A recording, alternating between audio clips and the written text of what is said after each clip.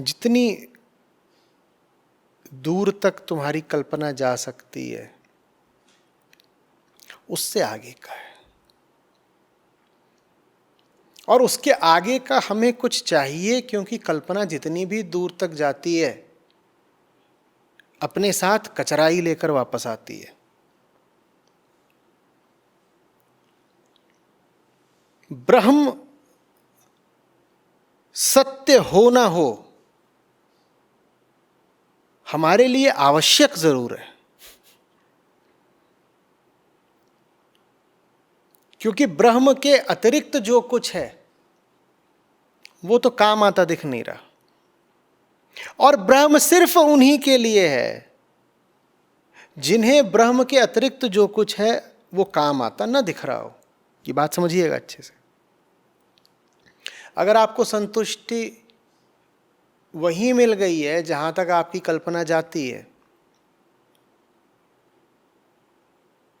उसी क्षेत्र में आपको मिल गई संतुष्टि, तो आपको कल्पना का फिर उल्लंघन करने की जरूरत क्या है? फिर अणुरणीयान की आवश्यकता क्या है? अणु तक तो आपकी कल्पना जा रही थी ना। अणु माने समझ लो पदार्थ का वो छोटे से छोटा टुकड़ा जो आदमी की कल्पना में, आदमी के सिद्धांतों में आ सकता है। और महत समझ लो समूचे अंतरिक्ष का विस्तार, वो अधिकतम है जिसकी आदमी कल्पना कर सकता है। अगर इसी विस्तार में, अगर इसी क्षेत्र में, अगर इसी स्पेक्ट्रम में आपको शांति मिल ही गई तो ब्रह्म का क्या करना है? जो चाहते थे वो यहीं मिल गया। ब्रह्म सिर्फ उनके लिए है जिनको अणु के भीतर भी खोज लेने के बावजूद चैन न मिले। हम तो अधिक से अधिक यही कहते हैं ना, चप्पा चप्पा छान मारेंगे। अब चप्पा चप्पा छानने में यही मतलब है कि यहां यहां कोने कतरे हर जगह देख लिया। खोजी ऐसा चाहिए जो एक एक अणु, एक एक एटम के भीतर भी घुस करके खो जाए कि कहीं यहां तो सत्य नहीं छुपा, कहीं यहां तो वो नहीं है जिससे मुझे शांति मिलेगी, और वो वहां भी खोज ले और उसके बाद कहे नहीं मिला। उसको मिलता है। ये वैज्ञानिक दृष्टिकोण समझो। यूं ही जो सस्ता विश्वास कर ले, जो ऐसी ही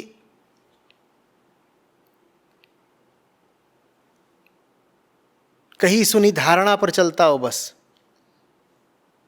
उसके लिए नहीं है। पक्का अन्वेषक चाहिए जो अणु के भीतर घुसकर खोज लाया है, और जो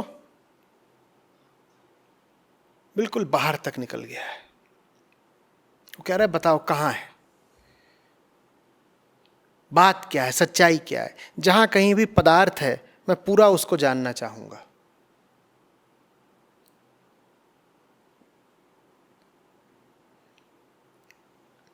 न्यूक्लियर साइंस से लेकर के कॉस्मोलॉजी तक सब एक साथ शामिल हो गया इसमें।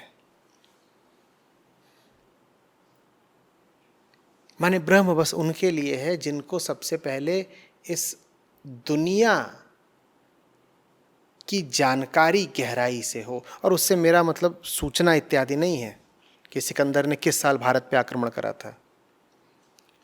उन्हें संसार की प्रकृति का पूरा ज्ञान होना चाहिए। इस संसार का स्वरूप क्या है, नेचर क्या है इसका, प्रकृति क्या है इसकी, वो बिल्कुल पता होना चाहिए।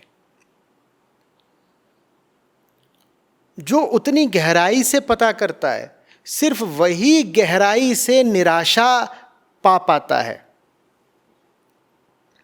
औरों को चूंकि गहराई से कुछ पता ही नहीं होता तो उन्हें फिर गहरी निराशा भी नहीं होती, उनकी उम्मीद बची रहती है ना।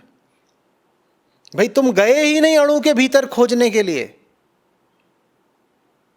तो तुम अपने आप को ये उम्मीद दे करके बहला सकते हो कि अणु के भीतर है ना, अभी हमने वहां तलाशा नहीं है, वहीं पर है। तो जब जाएंगे वहां तो मिल जाएगा। हमने आरक्षित कर रखा है, रिजर्व्ड है, वहीं अणु के भीतर बैठा हुआ है वो तो अभी तक हम वहाँ गए नहीं, लेकिन जिस दिन जाएंगे मिल जाएगा। अरे तुम जाओ तो तुम्हें वहाँ भी नहीं मिलेगा। तो पूर्ण निराशा सिर्फ उनको मिलती है जो पूर्ण खोज करते हैं। पूरी खोज करने से फायदा ये नहीं होगा कि तुम्हें मिल जाएगा, पूरी खोज करने से फायदा ये होगा कि तुम्हें पूरी निराशा मिल जाएगी। समझ में आ रही बात? खोज पूरी होती है निराशा के पूरे हो जाने पर। नहीं है भाई, नहीं है। जो आलसी लोग होते हैं वो पूरा खोजते ही नहीं, वो एक तरह की बेईमानी है। कहते पूरा खोज लिया अगर और नहीं मिला तो बदलना पड़ेगा, मिटना पड़ेगा। इससे अच्छा ये है कि पूरा खोजो ही मत, फिर चलेगा।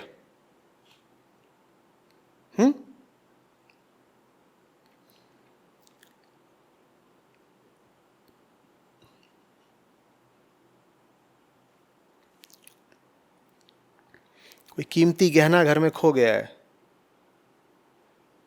कोई कीमती गहना खो गया है।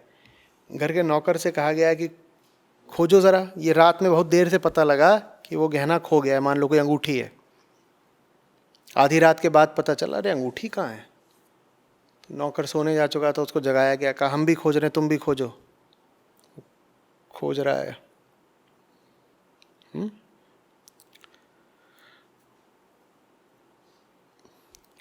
थोड़ी देर में वो कहता है सारे कमरे खोज लिए, लेकिन आज आप वहाँ लॉन में बहुत देर तक थे ना, और आप पौधों के साथ काम भी कर रहे थे, खुरपी लेके गुड़ाई भी कर रहे थे, तो वो लॉन में ही होगी, मिल जाएगी सुबह। लॉन में ही होगी, सुबह मिल जाएगी। और ऐसा भरोसा दिला करके वो चला जाता है सोने।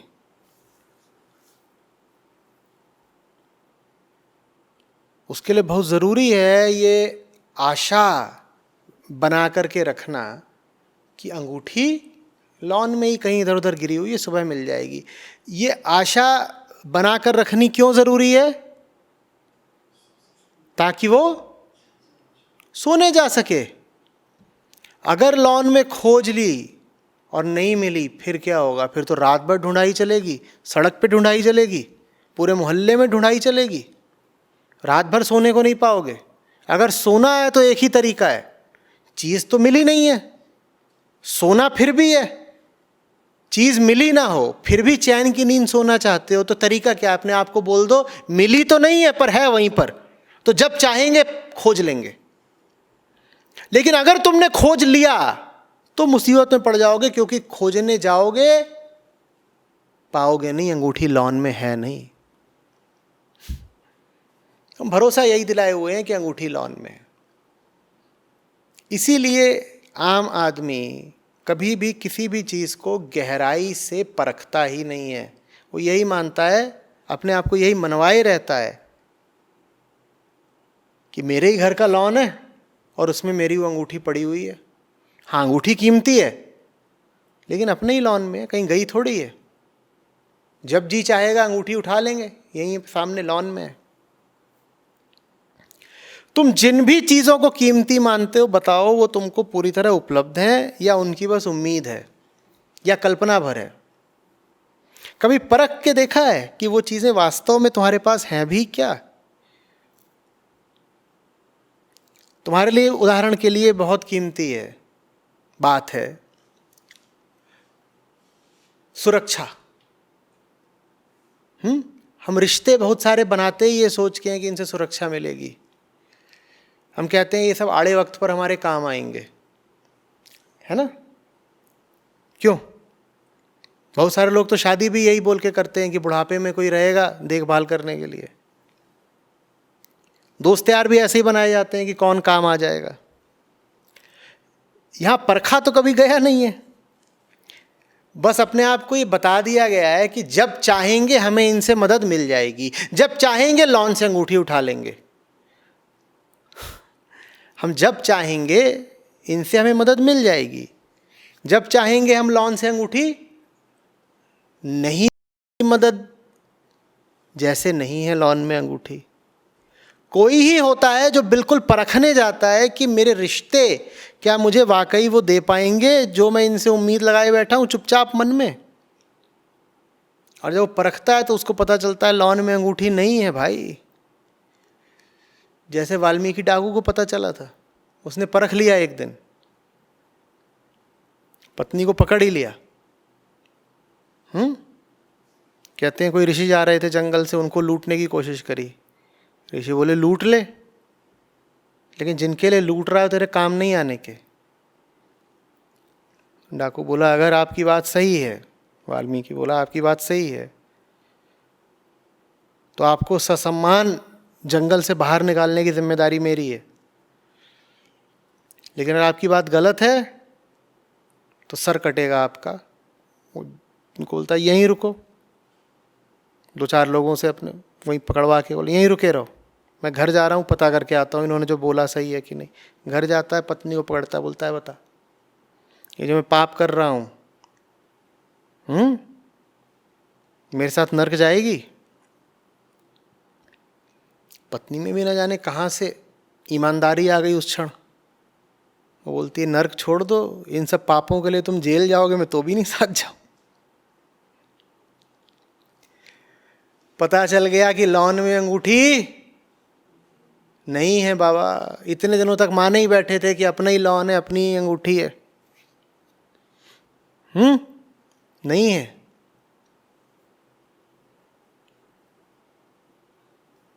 जिंदगी बदल गई। जैसे कि कोई बेटा हो, बाप मर गया हो और एक बंद तिजोरी छोड़ गया हो बेटे के लिए, और को बोल गया हो इसमें बहुत सारी सोने की ईंटें हैं,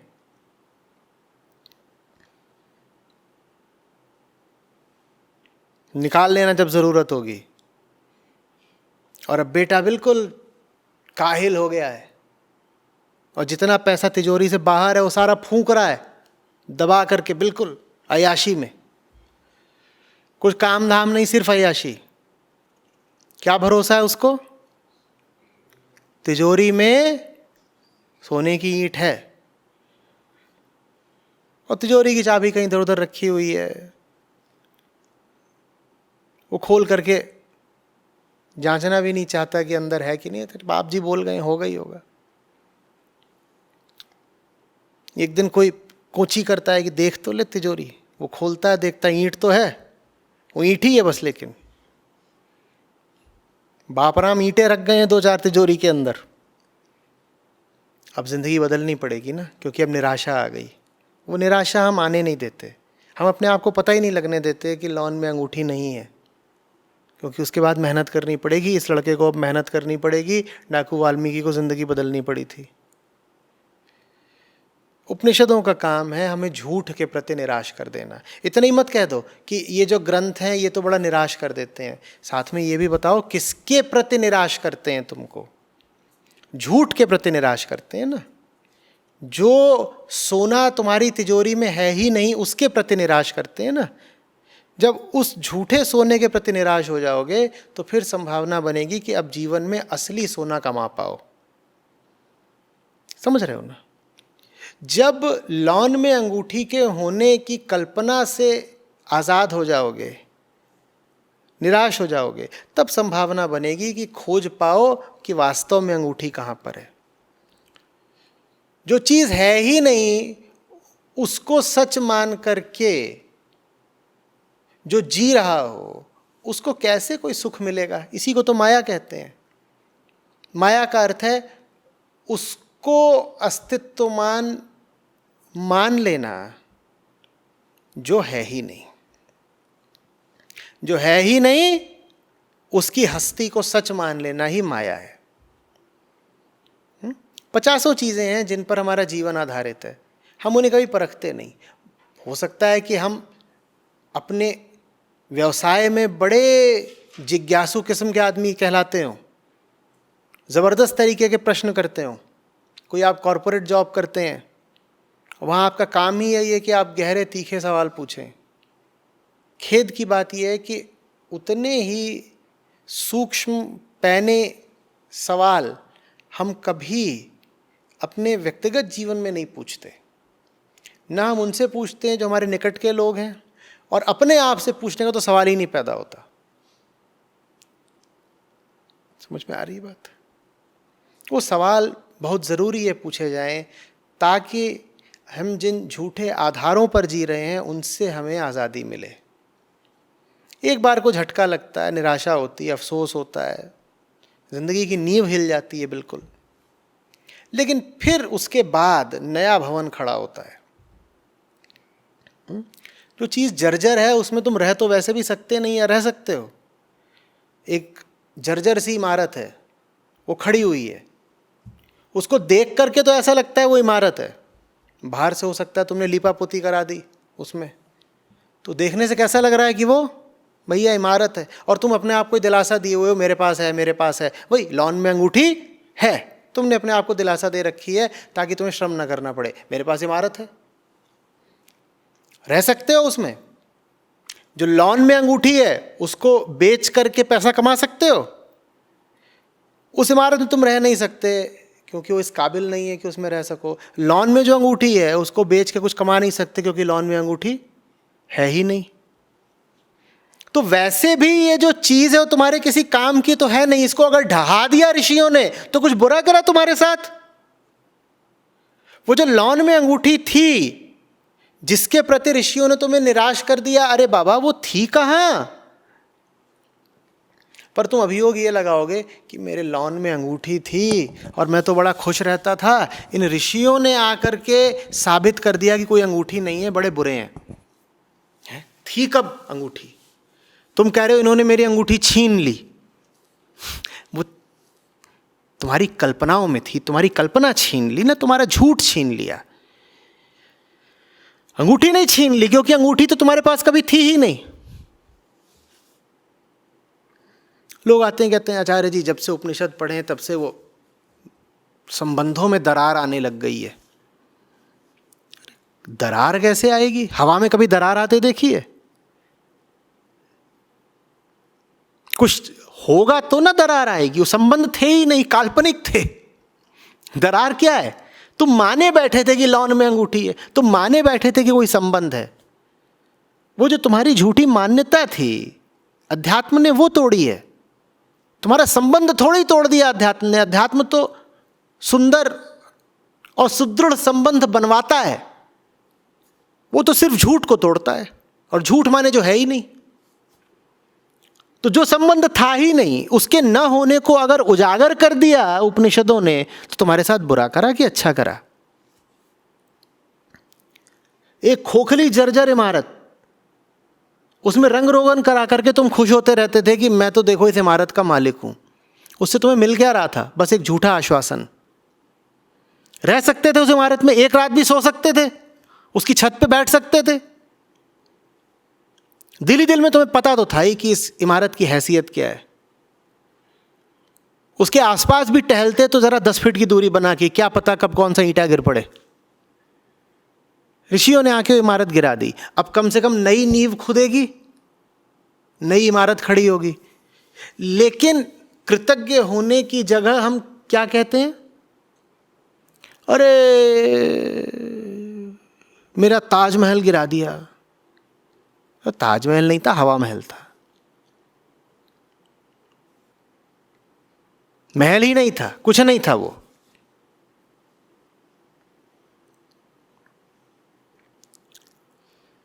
समझ में आ रही है बात कुछ?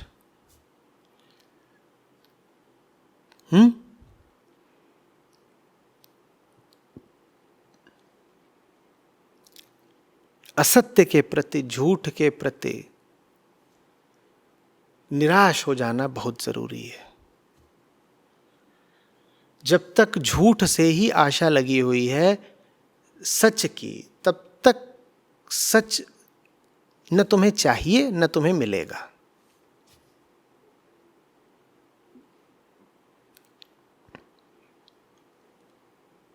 अध्यात्म बस ये सीधे कहता है बुद्धू मत बनाओ। कितना बुद्धू बनाते हो खुद को?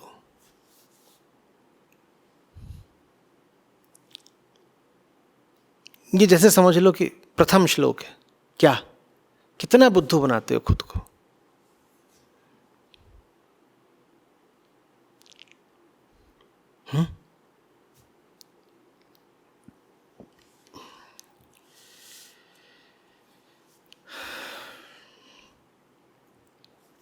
लॉन क्या है?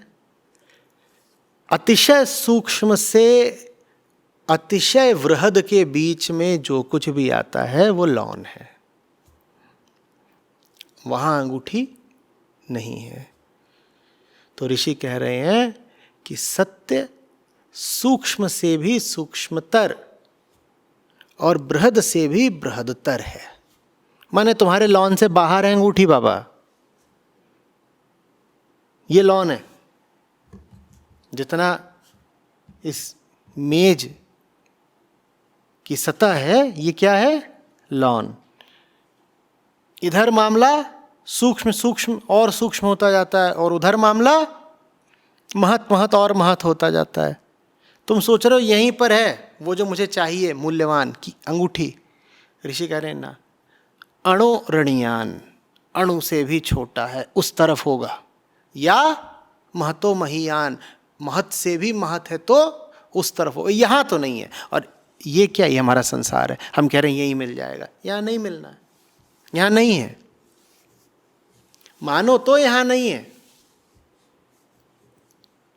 अच्छा, संसार में नहीं है तो माने संसार छोड़ना पड़ेगा क्या? नकली संसार छोड़ना पड़ेगा।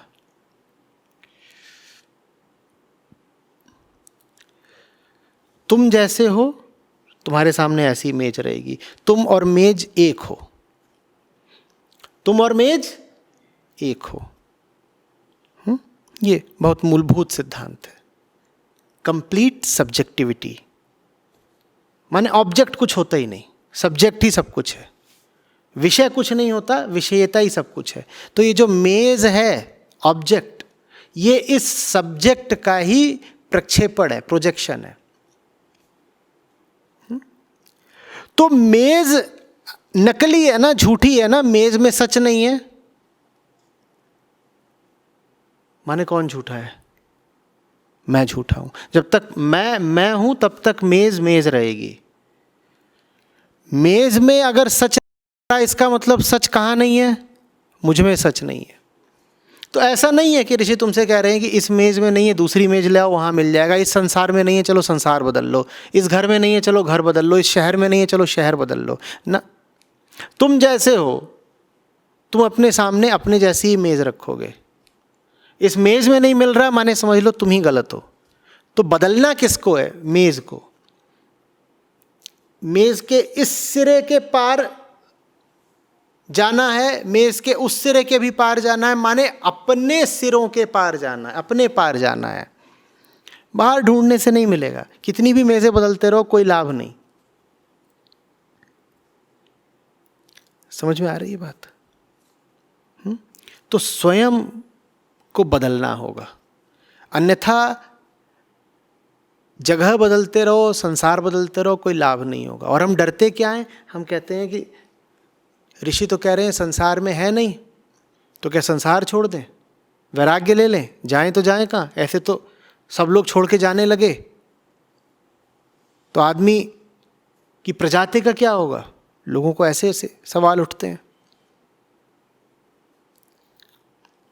संसार कोई एक चीज थोड़ी ही होता है। तुम जैसे हो वैसा संसार है, और तुम झूठे हो इसलिए तुम्हारा संसार भी झूठा है, और तुम झूठे हो इसलिए तुम्हारे संसार में अंगूठी है नहीं। तुम्हें बदलना है। तुम बदलो, एक नया संसार अपने आप खड़ा हो जाएगा, और उस नए संसार में बिल्कुल तुम्हारे जैसी और जितनी ही गुणवत्ता होगी। तुम फिर सच्चे हो तो संसार आ जाएगा सच्चा। क्या उस संसार में अंगूठी होगी? हो सकती है अंगूठी संसार में, अगर वो पहले तुम्हारे भीतर हो। ये निर्भर इस पर करता है कि तुम अंगूठी को मूल्य कितना देते हो। तुम अंगूठी को मूल्य दे दो, अपने भीतर स्थापित कर लो, वो तुम्हारे संसार में तुम्हें फिर हर जगह मिलेगी। भीतर नहीं है तो बाहर नहीं मिलेगी। समझ में आ रही बात? बाहर जिन्हें नहीं मिल रही हो वो समझ जाए कि बाहर मिल इसीलिए नहीं रही है क्योंकि सर्वप्रथम भीतर नहीं है। कुछ आ रही बात समझ में?